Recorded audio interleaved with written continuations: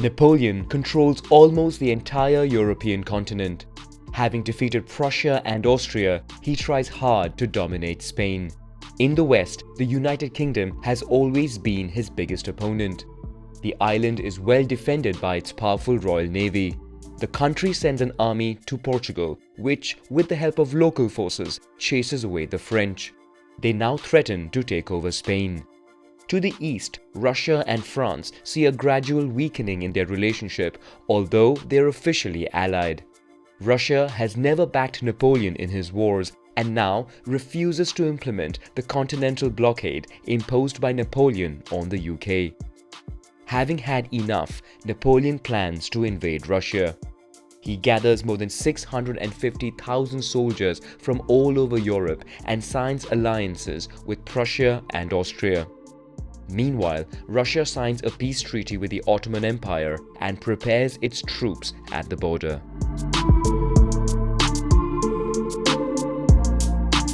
Napoleon hopes for a blitz and an easy victory that would force the Tsar to negotiate peace. His army crosses the Niemen River towards the Russian armies. Its south wing is constituted of an Austrian contingent and its north wing by Prussia. But the Russian armies, largely outnumbered, avoid engaging in battle and retreat deep into the land. Napoleon then accelerates the pace and tries to catch up. His supply lines are stretched quickly, requiring excellent organization by many men. The Russians deploy the scorched earth tactic, burning down everything in their path while retreating. Many soldiers die of exhaustion along the way. Finally reaching the gates of Moscow, Napoleon and his 130,000 remaining soldiers go face to face with 120,000 Russians. The battle proves to be a bloody affair, which France wins with great difficulty.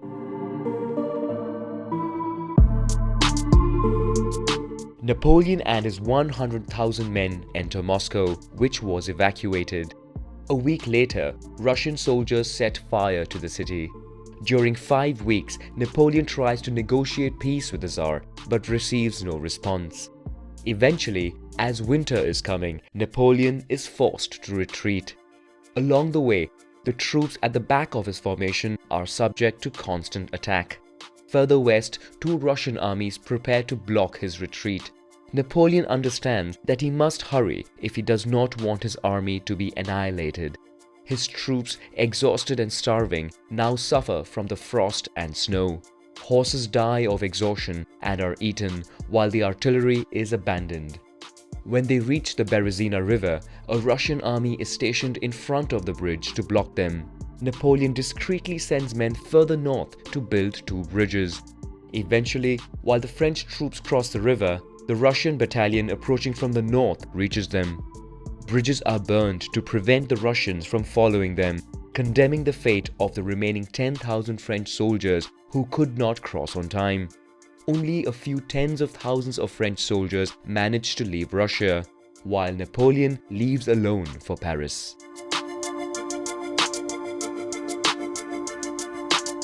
Upon reaching Paris, Napoleon moves quickly to raise a new army. Meanwhile, the Tsar, despite being weakened by war, continues the offensive, knowing he has much to gain if he becomes the liberator of Europe. The Tsar moves diplomatically closer to Prussia, which considers the possibility of freeing the Confederation of the Rhine from Napoleon. This would render Prussia as the new influential power in the region. The King of Prussia discreetly prepares his armies.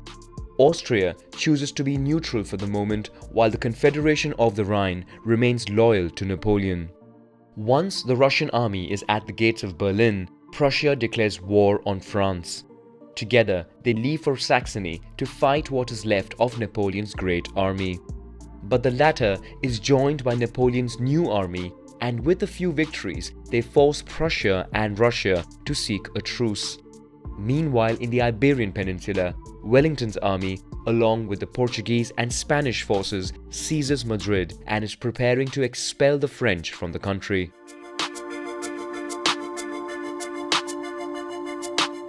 During the truce, while the armies are reinforced on both sides, the battle plays out on the diplomatic level. Sweden joins the coalition while Austria offers mediation to Napoleon. Austria suggests to restore the so-called natural frontiers of France in exchange for peace. But Napoleon does not take up the offer and Austria joins the coalition. The truce is broken, causing the three great armies to march on to the Confederation of the Rhine. Their advance forces Napoleon to play the defensive card. He retreats to Leipzig, where a decisive battle involving 500,000 men takes place. During 3 days, the French and their allies resist the offensive, but besieged on 3 fronts, they finally must retreat. During battle, the only functioning bridge is destroyed too early, condemning a third of the French army. Napoleon crosses the Rhine with only 70,000 men, while the Confederation of the Rhine joins the coalition. Meanwhile in Spain, the French army, chased by Wellington, is pushed back to the borders. France is besieged from all sides. The French armies, completely outnumbered, resist as well as they can the advance towards the country. But the coalition eventually enters Paris. Napoleon, who is in Fontainebleau, is forced to abdicate.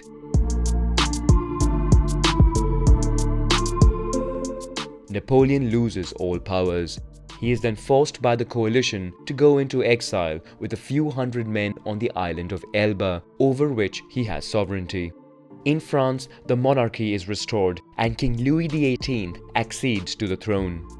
In Vienna, the victors meet for several months in order to redraw the new borders of the continent and try to establish a long-term peace plan for Europe. Representatives from small states are not given a voice in the negotiation. Big powers lead the discussions and carve up territories. The Duchy of Warsaw mainly becomes Congress Poland in a personal union with the Tsar of Russia. Prussia extends westwards, while the Confederation of the Rhine becomes the German Confederation. Austria recovers many lost territories, while old kingdoms are recreated in Italy. The United Kingdom of the Netherlands and Sweden-Norway are created. Finally, Switzerland's neutrality is recognized by all. From his island, Napoleon follows closely developments on the continent, especially in France. He knows that the return of the monarchy is little appreciated by the people.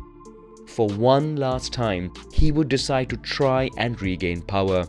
He secretly leaves for France.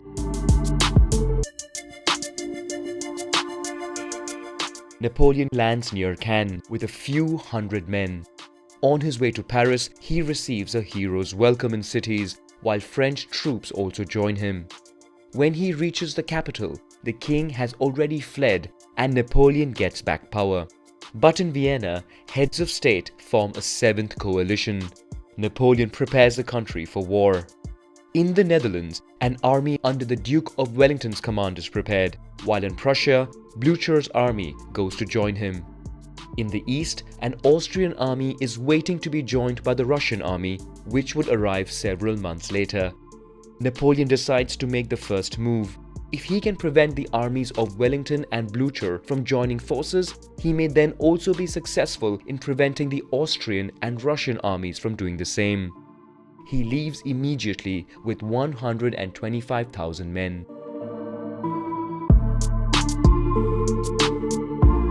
Upon arrival, the Prussian army finds itself stretched and disorganized, while the army of the Duke of Wellington, consisting of soldiers from Britain, the Netherlands and German states, is positioned near Brussels. Napoleon just about manages to prevent both armies from joining forces and pushes them both further north. An army of 30,000 men chases the Prussian troops, while Napoleon advances towards Wellington, who has positioned himself on a ridge near Waterloo. The next day, the French army, which is reaching Wavre, sees most of the Prussian army leaving westwards and decides not to chase them, instead preferring to attack the garrisons left behind in the city. On the Western Front, Napoleon and Wellington engage in fierce battle. In the afternoon, as Napoleon seems to be winning, the first Prussians arrive from the east. Napoleon has no choice but to send some of his men on the Eastern Front, which leads to his defeat.